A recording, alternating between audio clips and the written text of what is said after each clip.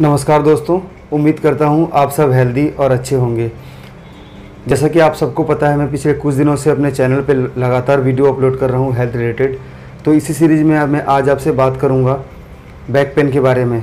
ऐसे तो back pain के बहुत सारे कारण होते हैं, पर मैं आज जिस कारण की बात करूँगा बहुत ही ज़्यादा कॉमन है यंग एडल्ट एवं फीमेल्स में, और दिनों दिन इसके बहुत ही ज़्यादा मरीज़ हमारे ओपीडी में आ रहे हैं। आज मैं आपसे बात करूँगा स्लिप डिस्क के बारे में। स्लिप डिस्क एक बोलचाल की भाषा है। यदि हम इसे मेडिकल टर्म में समझें तो इसे हम PIVD यानी प्रोलैप्स इंटरवर्टिब्रल डिस्क कहते हैं। प्रोलैप्स का मतलब होता है कि अपनी जगह से खिसक के बाहर की ओर आ जाना, जिसके कारण इसके सारे साइन और सिम्टम्स आते हैं। इस वीडियो के माध्यम से मैं आज आपको बताऊंगा कि स्लिप डिस्क यानी PIVD के रिस्क फैक्टर क्या क्या होते हैं, PIVD होता क्या है, इसके क्या क्या क्लिनिकल साइन और सिम्टम्स हैं, इन्हें कैसे डायग्नोस किया जाता है। साथ ही साथ दो मैंने छोटे छोटे वीडियोस इसमें रिकॉर्ड करके बताया है, जिसमें मैं आपको बताऊंगा कि MRI यानी रंगीन फिल्म में PIVD या स्लिप डिस्क कैसे दिखता है, उसे आप कैसे देख सकते हैं, और साथ ही साथ इसको OPD में कैसे डायग्नोस करते हैं। इसके बाद हम इसमें बात करेंगे इसके ट्रीटमेंट के बारे में कि कैसे हम बिना सर्जरी के इसका इलाज कर सकते हैं, और कैसे अगर बहुत ही स्थिति गंभीर होती है तो किन किन सर्जरी के सहायता ली जाती है। इन सब के बारे में आज इस वीडियो में बात होगी, तो वीडियो को अंत तक देखते रहिए और मेरे साथ बने रहिए। तो आइए शुरू करते हैं आज का यह सेशन। स्लिप डिस्क यानी PIVD को अगर समझना है तो सबसे पहले हम समझते हैं कि हमारी रीढ़ की हड्डी की संरचना कैसी होती है। हमारी रीढ़ की हड्डी जो हमारे नेक से लेके बिल्कुल पीछे तक होती है, ये बहुत छोटी छोटी हड्डियों से मिलकर बना होता है। इन हड्डियों के बीच ईश्वर ने हमें गद्दी दी है जो शॉक एब्जॉर्बर की तरह काम करती है। यानी जब भी आपके पीठ में कोई हलचल होती है या कोई भी वेट पड़ता है तो यह उस सारे फोर्स को अपने एब्जॉर्ब कर लेती है, जिससे आपके रीढ़ की हड्डी के बीच स्थित जो भी स्पाइनल कॉर्ड है, उससे निकलने वाले नसें हैं, इन पे कोई दबाव नहीं पड़ता, और आपका पीठ के साथ साथ आपका जो नस है बिल्कुल सुरक्षित रहता है। ये एक प्रकार का प्रोटेक्टिव मैकेनिज़्म है। बट जब कभी भी इस डिस्क में कोई प्रॉब्लम आती है तो PIVD की समस्या शुरू होती है। तो PIVD की समस्या किन लोगों में ज़्यादा कॉमन है, यानी इसके रिस्क फैक्टर क्या होते हैं। इसके रिस्क फैक्टर की बात करें तो सबसे ज़्यादा PIVD या स्लिप डिस्क बढ़ती उम्र के साथ ज़्यादा कॉमन है। बढ़ती उम्र के साथ साथ आपके डिस्क में पानी की मात्रा कम हो जाती है, धीरे धीरे इसमें इंजरी होने लगती है और यह इंजर्ड होकर बाहर की ओर निकल जाता है अपने स्थान से और आसपास की नसों को दबाता है, जिससे इसके साइन और सिम्टम्स आते हैं। दूसरी महत्वपूर्ण इसके जो रिस्क फैक्टर होते हैं वो है किसी भी बहुत वजन वाले सामान को गलत तकनीक से उठाना। यदि आप कोई भी सामान बिना ढंग से उठाते हैं, अपने कमर को मोड़ के, बिना घुटने को मोड़े, तो इस पर बहुत ज़्यादा दबाव पड़ता है और इससे आपका डिस्क डैमेज हो सकता है। कई बार ट्रॉमा यानी चोट के बाद भी आपके डिस्क अपने स्थान से खिसक जाते हैं और इनमें ये इंजरी होती है। जिन लोग की सीडेंट्री लाइफ है, यानी जो ज़्यादा एक्सरसाइज नहीं करते, बिल्कुल घर पे बैठे रहते हैं, स्मोकिंग करते हैं और अल्कोहल लेते हैं, इनमें भी PIVD की समस्या या स्लिप डिस्क की समस्या ज़्यादा कॉमन होती है।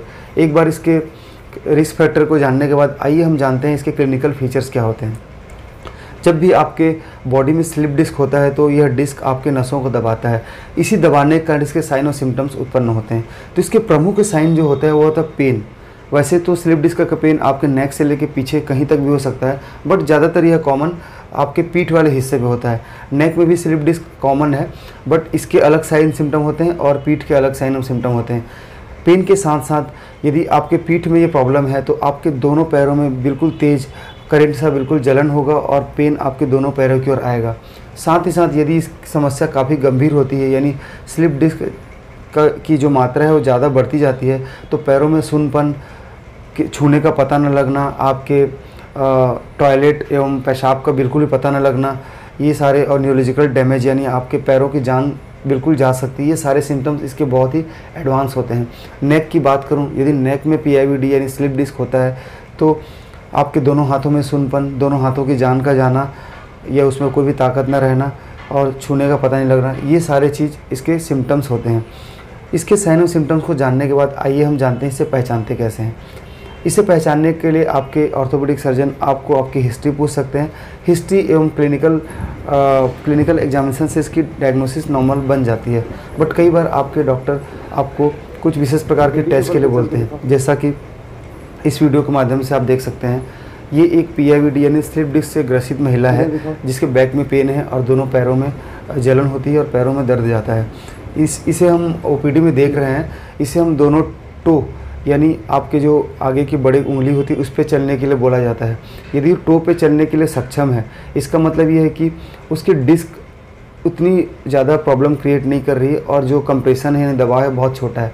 फिर जब हम उसे उसके एडी के बल पे चलने के लिए कहते हैं तो एडी से भी जब वो अच्छे से चल पा रही है, इसका मतलब ये है कि इसे सर्जरी की ज़रूरत नहीं पड़ेगी और ये 90% केसेस में ऐसे पेशेंट ठीक हो जाते हैं। तो ये एक टेस्टिमोनी है, आप देख सकते हैं। इसकी अगर मैं एमआरआई की बात करूं इसी फीमेल की, तो इस एमआरआई की वीडियो को आप देख सकते हैं। ये जो आपको स्ट्रक्चर दिख रहा है, छोटे छोटे ब्लॉक्स में दिख रहे हैं, ये वर्टिब्रल कॉलम है यानी रीढ़ की हड्डी है। इसके बीच जो ब्लैक वाला पार्ट है ये डिस्क है। ये डिस्क, इसके पीछे वाले हिस्से पे आप देख सकते हैं एक लंबी सी रस्सी की तरह स्ट्रक्चर है। ये आपके नसें होती है यानी स्पाइनल कॉर्ड, इस पर दबाव डाल रही है। नीचे आप देख सकते हैं ऊपर बिल्कुल नॉर्मल है, नीचे दबाव डाल रही है। तो ये होता है स्लिप डिस्क। तो मैं उम्मीद करता हूँ आपको समझ में आ गया होगा कि इसके क्लिनिकल फीचर्स, इसे पहचानते कैसे हैं और डिस्क क्या होता है। नॉर्मली इसके डायग्नोसिस के लिए एमआरआई, एक्सरे की ज़रूरत पड़ती है। एमआरआई में डॉक्टर आपको ये बता देते हैं कि इसके डिस्क में कितना दबाव है और इसमें आने वाले समय में ट्रीटमेंट का कितना लाभ होगा। एक बार इसके डायग्नोसिस बन जाने के बाद आइए हम जानते हैं इसके ट्रीटमेंट की ओर। इसके ट्रीटमेंट के लिए कुछ दो टाइप की ट्रीटमेंट मॉडलिटी होती है। एक होती है कंजर्वेटिव यानी बिना सर्जरी के, दूसरी होती है सर्जिकल ट्रीटमेंट।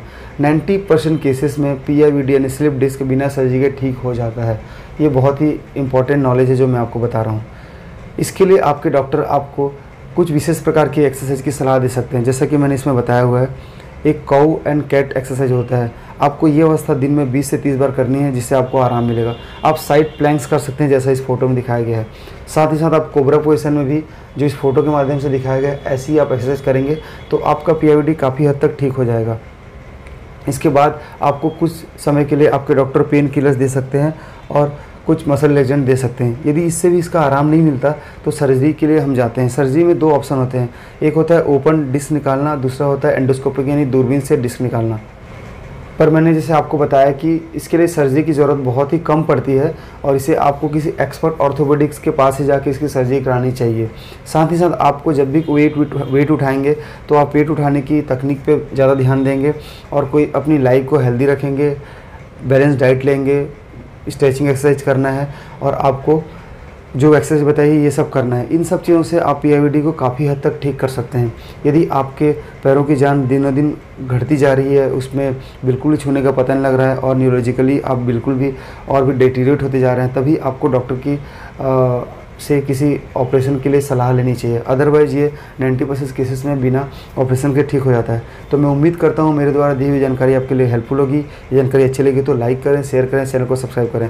मैं ऐसी नॉलेज वीडियो आपके हमेशा लेकर आता रहूँगा। तब तक के लिए जय हिंद, thank you and bell icon दबाना